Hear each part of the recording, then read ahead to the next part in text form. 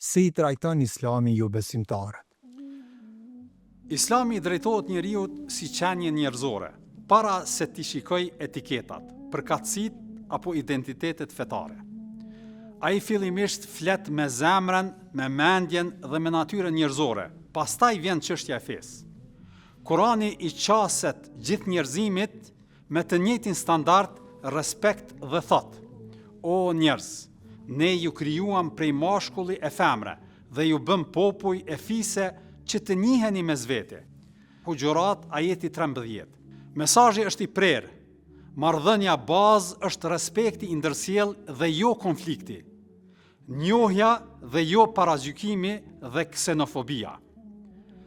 Ndryshe nga ajo që e dëgjojmë shpesh, ky raport I Islamit me tjetrin nuk është I rastësishëm. Ai rregullohet nga dy standarde të palëkundura, të cilat nuk ndryshojnë as nga koha dhe as nga rrethanat, dhe që shpjegojnë qartë se si feja e sheh tjetrin.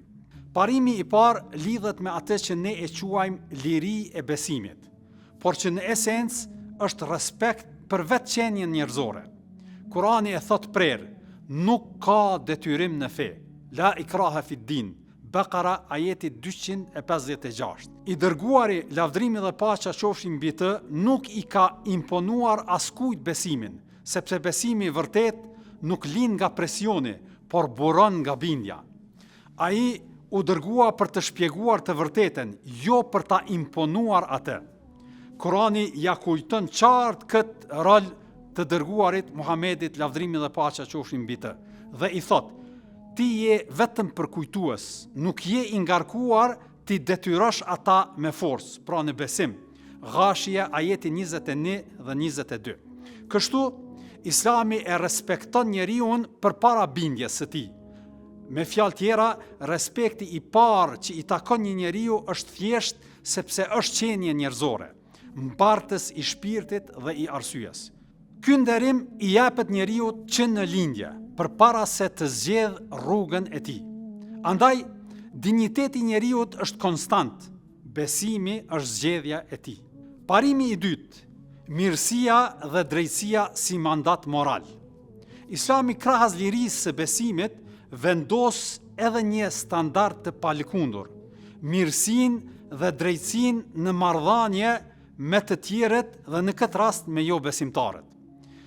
Ekziston një ajet I prerë që nuk lë hapësirë për interpretime të pjesshme.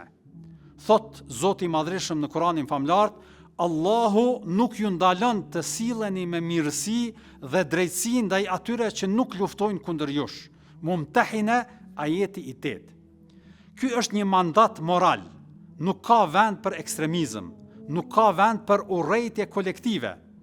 Mirësia është e lejuar, drejtësia është e detyrueshme, dhe armiqësia nuk justifikohet kurrë ndaj atyre që janë paqësor.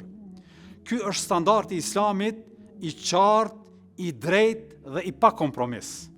Këto nuk mbeten teori të shkruara në letër. Profeti, lavdrimi dhe paqja qofshin mbi të, I vuri në jetë. Hebrejt në Medinë kishin siguri, liri të besimit dhe mbrojtje të garantuar në kushtetutën e Medinës. Delegacionet jo besimtare vinin, diskutonin, nënshkruanin marrëveshje dhe ai I priste në xhami me respekt, qetësi dhe humanitet. Fqinjit jo besimtar I vizitonte kur smurreshin, u dërgonte ushqim, u çonte dhurata. Realiteti profetik nuk ndërtoi mure, por krijoi hapësirë bashkëjetese, ku dinjiteti I tjetrit ishte I paprekshëm. Këtu duhet të bëjmë një dallim thelbësor. Islami nuk I sheh jo besimtarët si një grup të njëtrajtshëm. Ka dy kategori. E para janë jo besimtarët paqësor, shumica absolute, me të cilët Islami ndërton marrëdhënie, respekt, liri besimi, siguri dhe bashkëpunim shoqëror, tregti e kështu me radhë. E dyta janë jo besimtarët agresor, dhe këtu fjala jo besimtar nuk lidhet me besimin, por me veprimet. Islami kundërshton agresionin, padrejtësinë dhe sulmin e armatosur njësoj si çdo sistem ligjor modern. Dhe sa po agresioni ndalet edhe konflikti dhe sundon drejtësia. Për ta mbyllur, themi se Islami nuk ndërton mur, por vendos një standard. Ky standard thot qartë: çdo njeri respektohet si qenie njerëzore, me dinjitet, me drejtësi dhe me mirësi, pavarësisht besimit të tij. Besimi është zgjedhje, mirësia është detyrë, drejtësia është themel. Kjo ishte shoqëria profetike dhe kjo ishte rruga që duhet ta ndjekim edhe sot për një bashkëjetesë të vërtetë.